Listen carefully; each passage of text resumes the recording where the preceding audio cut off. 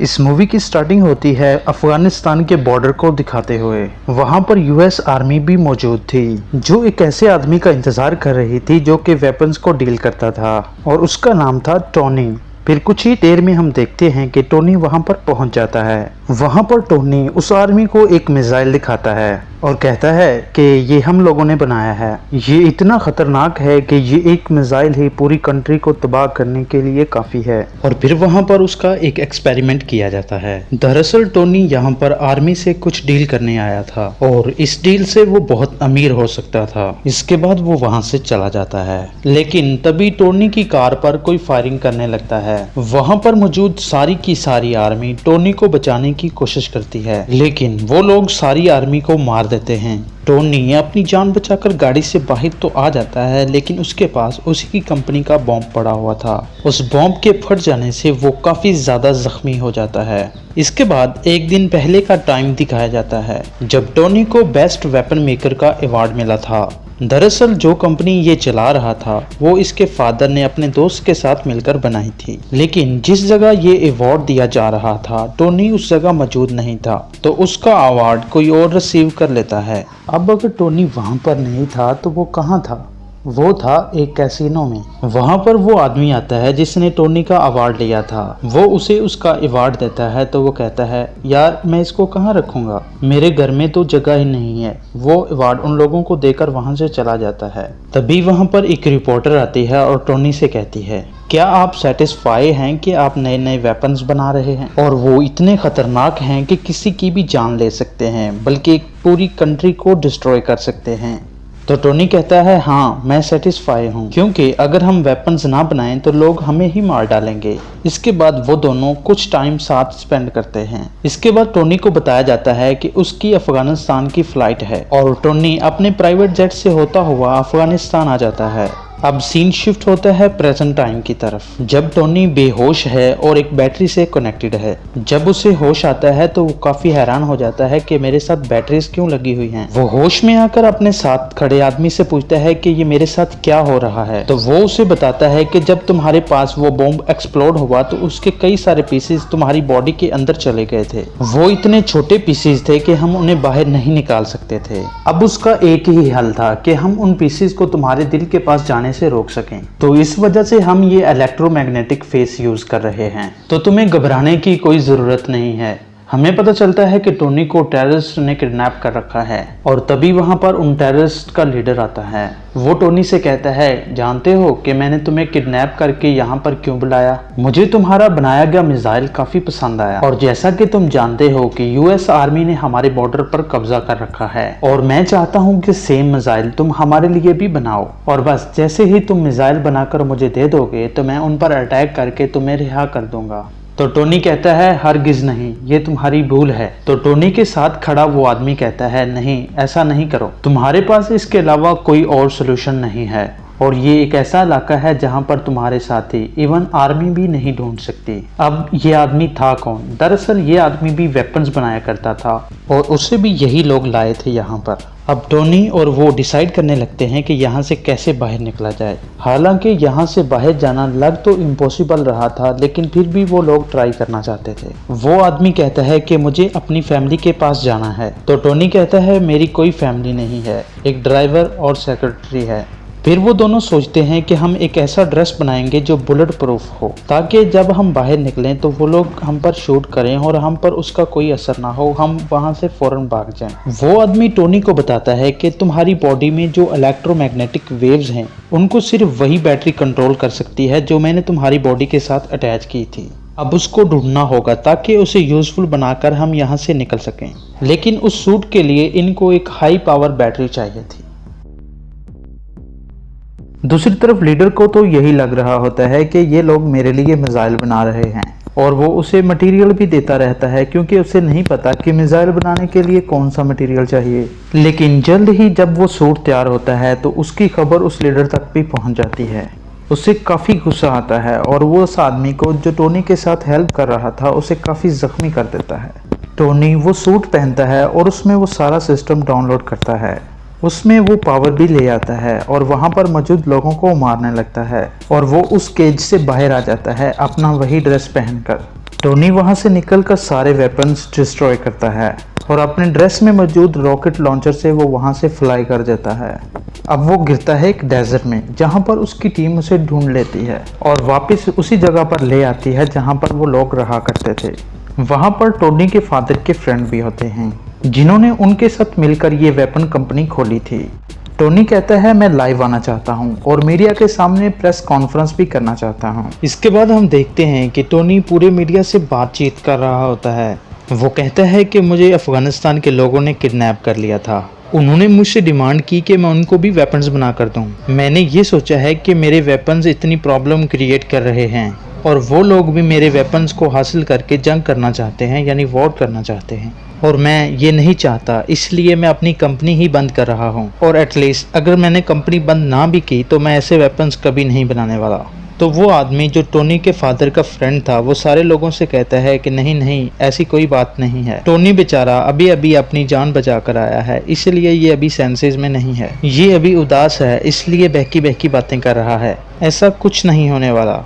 Tony वहां से चला जाता है और वो आदमी भी टोनी के पीछे पीछे आता है और उसे कहता है कि आखिर हुआ क्या, तुम अफगानिस्तान से कैसे बचकर निकले और तुम्हें उन लोगों ने क्यों किडनैप किया था। तो टोनी उसे सारी बात बता देता है और ये भी बताता है कि उसने एक आयरन सूट बनाया था जिसे इस्तेमाल करते हुए मैं बाहर निकला। क्या तुम भी देखना चाहोगे? तो फिर वो आदमी कहता है हाँ हाँ, क्यों नहीं। तो टोनी अपनी शर्ट खोलता है और उसे अपनी चेस्ट पर वो दिखाता है, यानी उस आयरन सूट का कुछ हिस्सा। वो आदमी उसे देखकर कहता है ये तो लाजवाब है, हमें इस पर और काम करना चाहिए और पूरी दुनिया के सामने लाना चाहिए, हम इससे काफ़ी अमीर हो सकते हैं। लेकिन टोनी नहीं मानता। फिर वो अपनी सेक्रेटरी के पास जाता है। वो उसे कहता है मेरी चेस्ट में जो टूल लगा है, मैंने इससे ज़्यादा एडवांस टूल बना लिया है, इसे प्लीज़ उसके साथ चेंज कर दो। तो वो लड़की टोनी से पूछती है कि ये क्या करता है। तो टोनी उसे बताता है कि मेरी बॉडी में कुछ मेटल पीसेज हैं, ये उन्हें मेरे दिल तक जाने से रोकता है और मेरी बॉडी में और ज़्यादा पावर और एनर्जी बनाता है। दूसरी तरफ डेजर्ट में उन लोगों को सूटकेस के कुछ पार्ट्स मिल जाते हैं, जिन्हें जोड़कर वो अंदाज़ा लगा लेते हैं कि आखिर ये चीज़ क्या है। दूसरी तरफ टोनी भी एक नया ड्रेस बनाने की कोशिश में होता है। उसने उस ड्रेस में और ज़्यादा अच्छे रॉकेट लॉन्चर्स लगा रखे थे जो उसे उड़ने में मदद देने वाले थे। अब वो अपने ड्रेस में लगे सिस्टम को कहता है कि मुझे और ऊपर उड़ाओ, लेकिन जब वो काफ़ी ऊपर चला जाता है तो उसके ड्रेस में बर्फ जमने लगती है, यानी फ्रीज होने लगता है और उसके सिस्टम में एरर आ जाता है और वो नीचे आकर गिरता है। जब वो नीचे आ रहा होता है तो वो सिस्टम को दोबारा ऑर्डर देता है, क्योंकि अब बर्फ मेल्ट हो रही थी और वो दोबारा से उड़ जाता है। अब घर आकर वो अपने ड्रेस में कुछ चेंजेस करता है, यानी ज़्यादा ऊपर जाने की वजह से वो जमे ना, और टेबल पर उसकी सेक्रेटरी ने उसके पुराने टूल पर कुछ लिख कर रखा होता है, जिसे देखकर वो काफ़ी खुश होता है। फिर हम देखते हैं कि टोनी शाम को एक पार्टी में जाता है जहां पर उसकी सेक्रेटरी भी होती है। वो दोनों साथ टाइम स्पेंड करते हैं, डांस करते हैं और काफ़ी इंजॉय करते हैं। इसके बाद वही रिपोर्टर वहां आ जाती है जिसने उसे कुछ क्वेश्चंस किए थे। वो कहती है जो मिसाइल तुमने अफगानिस्तान में दिखाया उस जैसे कई मिसाइल वो खुद बना रहे हैं और मुझे नहीं लगता कि ये तुम्हारी परमिशन से हो रहा है और या तुमने ऐसा करने के लिए कहा है। टोनी बहुत गुस्से में आ जाता है और उसे लगता है हो ना हो ये काम मेरे फादर के दोस्त का है, यानी उस कंपनी का शेयर पार्टनर। टोनी सीधा उस आदमी के पास जाता है और उसे कहता है क्या वाकई तुमने वो मिसाइल वहां पर भेजा है? तो वो कहता है हाँ, मुझे ऐसा करना पड़ा। तो टोनी कहता है क्या तुम्हें पता है कि वहां पर जो टेररिस्ट हैं वो लोगों को कितना मार रहे हैं और तुमने उन्हीं टेररिस्ट की मदद कर दी? हमारी कंपनी ऐसा काम नहीं करती। वो उसकी एक नहीं सुनता, लेकिन फिर टोनी घर आ जाता है और खुद ही कुछ करने की ट्राई करता है। टोनी अपने ड्रेस को बहुत ही एडवांस बना लेता है। उसने अपने ड्रेस में हर तरह की टेक्नोलॉजी इस्तेमाल की थी जो कि फायर भी कर सकती थी और छोटे छोटे रॉकेट्स भी लॉन्च कर सकती थी। टोनी फौरन से वो ड्रेस पहनकर अफगानिस्तान की तरफ जाता है। वहां जाकर वो उन सब आदमियों से लड़ता है, इवन उन टेररिस्ट के लीडर से भी लड़ता है।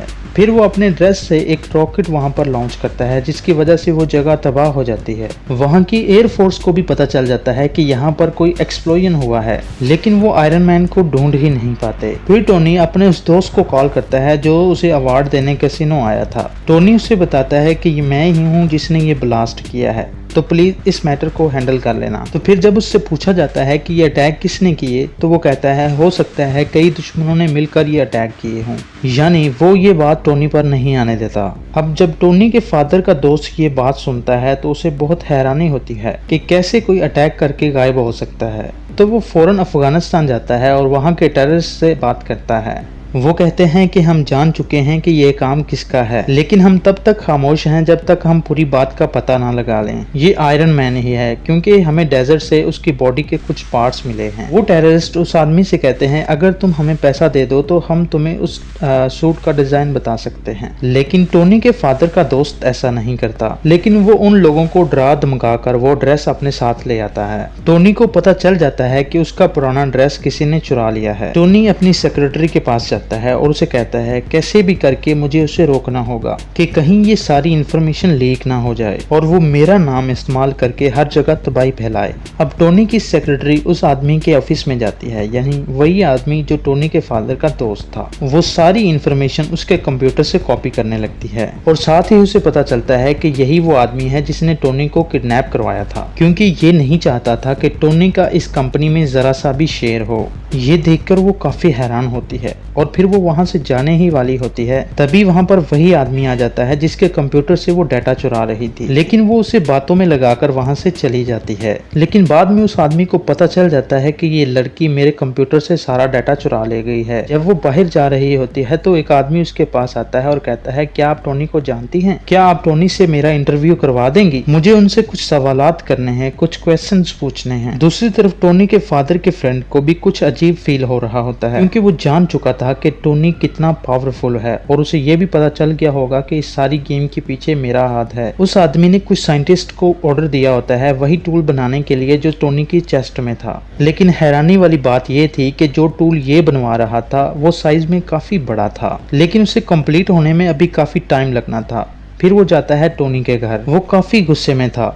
फिर वो टोनी की चेस्ट से वो टूल निकाल लेता है और वहां से चला जाता है, जिसकी वजह से टोनी काफी डाउन फील करने लगता है और वो ज्यादा देर जिंदा भी नहीं रह सकता था उसके बगैर। तभी टोनी को याद आता है कि उसकी सेक्रेटरी ने उसे पुराना टूल भी दिया था। वो फौरन से उसे लगा लेता है और अपना ड्रेस फौरन अपनी बॉडी पर ले आता है। अब टोनी के फादर का फ्रेंड तो वो टूल लेकर जा चुका था। उसने काफी बड़ा आयरन मैन बना लिया था, जिसका वो नाम रखता है आयरन मॉन्गर। वो आदमी वो टूल जो उसने टोनी की चेस्ट से निकाला था वो उसके अंदर लगा देता है, जिससे वो एक्टिवेट होने लगता है। उसके अंदर कई पावर्स आ जाती हैं। लेकिन इतनी ही देर में असली आयरन मैन भी वहां पर आ जाता है और अब इन दोनों के दरमियान में काफी ज्यादा फाइट होती है। अब वो दोनों लड़ते लड़ते रोड पर आ जाते हैं। तभी आयरन मैन को याद आता है कि ये सूट अभी तक सही तरह से रेडी नहीं हुआ, क्योंकि ये ज्यादा हाइट पर जाकर फ्रीज हो जाएगा। वो फौरन से ऊपर उड़ने लगता है ताकि आयरन मॉन्गर भी उसका पीछा करे। और जब वो बहुत ऊपर चले जाते हैं तो आयरन मॉन्गर का ड्रेस जमने लगता है, यानी फ्रीज होने लगता है, और वो अजीब सा होकर यानी डल होकर नीचे गिरने लगता है। लेकिन वो नीचे आकर दोबारा से एक्टिवेट हो जाता है और वो दोबारा आयरन मैन पर अटैक करने लगता है। अब ये उसी लैब पर आकर गिरते हैं जहां पर बहुत बड़ा टूल बनाया जा रहा था। इस टूल को उसी आर्मी के साइंटिस्ट बना रहे थे जो टोनी के फादर का फ्रेंड था। अब आयरन मैन अपनी सेक्रेटरी को फौरन से कहता है कि तुम ये टूल एक्टिवेट कर दो, मैं यहाँ से फौरन बाहर जाऊंगा और इसका सारा का सारा इफेक्ट आयरन मॉन्गर पर आएगा, क्योंकि ये नहीं जानता होगा कि टूल स्टार्ट होने वाला है। वो लड़की ऐसा ही करती है। उसमें से काफी ज्यादा रेज निकलती हैं जो कि इस आयरन मॉन्गर के इर्द गिर्द आ जाती हैं और इन्हीं रेज की वजह से आयरन मॉन्गर मारा जाता है। अब अगले दिन हम देखते हैं कि टोनी की प्रेस कॉन्फ्रेंस हो रही होती है और सारे उससे क्वेश्चन कर रहे होते हैं कि क्या आप ही हो आयरन मैन? तो उसके पास एक आदमी आता है और उसे कहता है कि नहीं, आपने ये नहीं कहना, आपने ये कहना है कि उसमें आपका बॉडीगार्ड था और उन दोनों में कुछ पर्सनल इश्यूज की वजह से लड़ाई हो रही थी और आपके फादर के फ्रेंड भी नेचुरल डेथ मरे। टोनी वो स्क्रिप्ट उठाकर सब लोगों के सामने चला जाता है। तभी उसका दोस्त उसके कान में कहता है कि जो बात सच है वही बोलिएगा। आयरन मैन सबके सामने बोल देता है, आई एम आयरन मैन। यानी अब सबको पता चल जाता है कि असली आयरन मैन टोनी ही है। और इसके साथ ही आयरन मैन पार्ट 1 यहाँ पर एंड हो जाता है। पार्ट 2 और 3 देखने के लिए इस चैनल को सब्सक्राइब करें और हमारे दूसरे चैनल को भी सब्सक्राइब करें जिसका लिंक डिस्क्रिप्शन में है। Thank you very much.